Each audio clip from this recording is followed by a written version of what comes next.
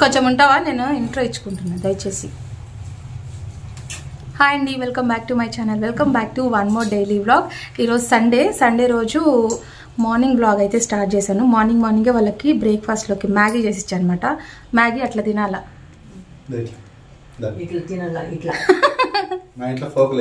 మా ఇంట్లో ఫోక్స్ అవి డబ్బులు వద్దులే, తిను వద్దులే. సో ఈరోజు వాళ్ళకి బ్రేక్ఫాస్ట్లోకి మ్యాగీ చేసి ఇచ్చాను అనమాట. సో బ్రేక్ఫాస్ట్లోకి మ్యాగీ చేసి ఇచ్చా. అండ్ ఆఫ్టర్నూన్ వచ్చేసి లంచ్లోకి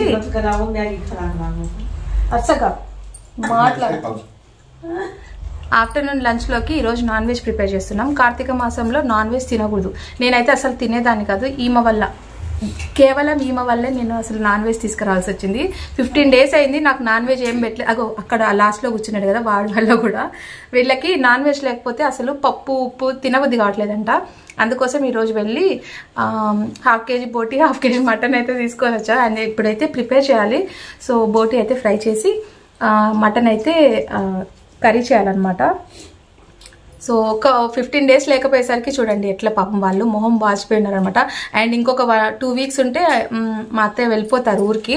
సో ఆ లోపు ఇంకా ఏదన్నా కొంచెం అక్కడ దొరకవు కదా చిన్న ఫిష్లు, కానీ ఫిష్ అయితే అస్సలు దొరకదండి, చాలా రేర్గా దొరుకుతుంటుంది అక్కడ. సో అందుకోసం ఇంకా ఈ 15 days ఇంకా ఆమెకి నాన్ వెజ్ ఏం కావాలో అవి చేసి పెడదామని చెప్పేసి ఇంకా ఈ పౌర్ణమి వరకు నేను పూజలు అయితే చేశాను. అండ్ ఆల్సో నేను ఇప్పుడు PMS కాబట్టి ఇంక ఇప్పుడు ఎట్లా మనం పూజలు అయితే చేయడానికి వీలు పడదు. సో అందుకోసం ఈరోజు రెసిపీస్ అయితే ఇవన్నమాట. ఈరోజు వ్లాగ్ అయితే సండే రోజు వ్లాగ్ ఇలా స్టార్ట్ అయిపోయింది. సో ఇప్పుడైతే వ్లాగ్ కంటిన్యూ అవుతుంది, చూస్తుండండి. అండ్ ఇప్పుడైతే బోటి క్లీన్ చేయాలి. దానికి లిటరలీ మనకి 1 hour టైం పడుతుంది అనమాట. అది నీట్గా క్లీన్ చేయాలి, లేకపోతే అసలుకి మొత్తం అది కొంచెం ఎట్లా ఉంటుంది కాబట్టి. అండ్ వెజిటేరియన్స్కి అయితే అసలు ఈ వీడియో స్కిప్ చేసేయండి ఆ రెసిపీస్ చేసేంత వరకు. సో నాన్ వెజ్ వాళ్ళకైతే రెసిపీస్ ఎలా చేయాలనేది షేర్ చేస్తాను, చూసేయండి. అండ్ ఇప్పుడైతే వ్లాగ్ కంటిన్యూ అవుతుంది, చూస్తుండండి. ఆమె అలాగే తింటూ ఉంటుంది, మనం అలాగే వంట చేసుకున్నాం పదండి. నేనైతే తిననండి, ఇంకా వాళ్ళ కోసమే చేసి ఇస్తాను అనమాట. సో అంటే నా కోసమని వాళ్ళని ఎందుకు ఇబ్బంది పెట్టాలని చెప్పేసి వాళ్ళ కోసం చేసిస్తున్నా. సో బోటి అయితే నేను అట్లీస్ట్ హాట్ వాటర్లో ఒక 5 times అయినా క్లీన్ చేస్తా. తర్వాత సాల్ట్ వాటర్ వేసి క్లీన్ చేస్తాను అనమాట, పసుపు సాల్ట్. సో దాంట్లోకి మసాలా వచ్చేసి పచ్చిమిర్చి, ఉల్లిపాయ, అల్లం వెల్లుల్లి, చెక్క లవంగ, ధనియా పౌడర్, కొత్తిమీర, అంతే. ఇవన్నీ మనము మిక్సీ పట్టేసుకోవాలి. పచ్చిమిరపకాయలు కొంచెం ఎక్కువ వేసుకోవాలి. సో పచ్చికారం వేసి చేస్తున్నాం కాబట్టి. అండ్ ఇదైతే బాగా మిక్సీ పట్టేశాను. సో ఇట్లా పేస్ట్ లాగా పట్టేసి కొంచెం కొబ్బరి కూడా యాడ్ చేయాలి, బయట మర్చిపోయాను. సో కొంచెం కొబ్బరి కూడా యాడ్ చేసి మిక్సీ పట్టేసి ఫస్ట్ అయితే నేను బోటిని అట్లీస్ట్ ఒక 5-6 times అయినా క్లీన్ చేసిన తర్వాతనే వంట అయితే స్టార్ట్ చేశాను. ఎందుకంటే నాకు కొంచెం ఫోబియా ఎక్కువ అనమాట. సో నీట్గా క్లీన్ చేసిన తర్వాత ఒక 2 tablespoon ఆయిల్ వేసుకోవాలి. ఆయిల్ కాగిన తర్వాత మనం క్లీన్ చేసిన బోటి అయితే దీంట్లో వేసేసుకోవాలి. నేను బోటి ఫ్రై కాదు చేసేది, అంటే బ్లడ్ ఉంటుంది కదా, మేక బ్లడ్. సో దాంతో మనము రాగి పిండితో, మేమైతే సొళై అంటాం అనమాట. సో దాన్ని మనం చపాతీలో, రొట్టెలో అట్లా చేస్తూ ఉంటాము. సో ఎక్కువ శాతం మేము దేవుడికి అట్లా చేసినప్పుడు ఇది కొంచెం సపరేట్గా తీసేసి నైవేద్యం లాగా పెడతామన్నమాట అమ్మవారికి. సో అది ఈరోజు అత్తయ్య అయితే ఇది తినాలని అనిపించిందంట. సో ఆమెకి ఏది తినాలనిపిస్తే అది తీసుకొచ్చి చేస్తాము. సో ఫస్ట్ అయితే కొంచెం మనం మసాలా పట్టున్నాం కదా అది కూడా వేసేసి బోటి బాగా ఉడికించిన తర్వాత సో దాంట్లోనే ధనియా పౌడర్ వేసేసి బాగా ఉడికించాలండి. అంటే ఒక 4 whistles అయినా వేసి బాగా ఉడికించుకోవాలన్నమాట. అంటే మనము వాటర్ ఇప్పుడు కొన్ని యాడ్ చేసుకుంటే కొంచెం ఎక్కువ యాడ్ చేసుకోవాలి. ఎందుకంటే దీంట్లో మనం రాగి పిండి అండ్ బ్లడ్ 2 మిక్స్ చేసేసి వేస్తాము. అవి 2 వేయంగానే చాలా గట్టిగా అయిపోతుంది అనమాట. అందుకే వాటర్ క్వాంటిటీ కొంచెం ఎక్కువ వేసుకోవాలి. సాల్ట్, కారం అవన్నీ ఇప్పుడే చెక్ చేసుకొని వేసేసుకోవాలి. ఇప్పుడైతే 2 whistles వచ్చేంత వరకు విజిల్ పెట్టేసి ఇప్పుడు మనం బ్లడ్ని అయితే క్లీన్ చేసేసుకోవాలి. వాటర్లో క్లీన్ చేసేసి రాగి పిండి యాడ్ చేసుకోవాలి. అంటే రాగి పిండి మనకి ఎంత పడుతుంది అనేది మనం ఇట్లా కలుపుతుంటే తెలిసిపోతుంది. నేనైతే కలపట్లేదు, మా వారు కలుపుతున్నారనమాట. సో దీంట్లో కొంచెం సాల్ట్ వేసి మిక్స్ చేసుకోవాలి, ఎందుకంటే చప్పగా ఉంటుంది, దీంట్లో సాల్ట్ యాడ్ చేయాలి. నేను ఒక 4 విజిల్స్ వేసేసి మళ్ళీ ఇప్పుడైతే రాగి పిండి కలిపేస్తున్నా. సో అట్లా రాగి పిండి వేస్తే అప్పుడే కలర్ చేంజ్ అయిపోతుంది అనమాట. బ్లడ్ తినడం వల్ల మనకి అంటే ఎవరికైనా బ్లడ్ లేని వాళ్ళు ఇట్లా ఫ్రై చేసుకొని తింటే బ్లడ్ బాగా వస్తుంది అని అంటారు. సో నాన్ వెజ్ వాళ్ళకైతే ఈ వీడియో బాగా యూజ్ అవుతుంది. బికాజ్ వెజిటేరియన్ వాళ్ళకి కొంచెం వాళ్ళకి ఇబ్బంది కదా, ఇది చూడడానికి కూడా ఇబ్బందే. సో ఇది నాన్ వెజ్ వాళ్ళకైతే బాగా తెలుస్తుందండి, కొంచెం మంచిగా టేస్ట్ అనిపిస్తుంది. అంటే ఇది ఒక 5 మినిట్స్ మగ్గిన తర్వాత చపాతీ రొట్టెలోకి బాగుంటుంది, రైస్లోకి అస్సలు బాగుండదు. అండ్ ఇది మా అత్తయ్య, మా వారు, మా బాబాయ్ ఇది వీళ్ళే తినేది, నేను మా పాప అయితే తినము. మార్నింగ్ నాన్ వెజ్ చేస్తున్నాను కదా, నేనైతే తినలేదండి. నేను నాన్ వెజ్ అసలు తినలేదు, ఎందుకంటే నేను పూజ చేసినా చేయకున్నా నాన్ వెజ్ కార్తీక మాసం అయితే నేను తిన్నమాట.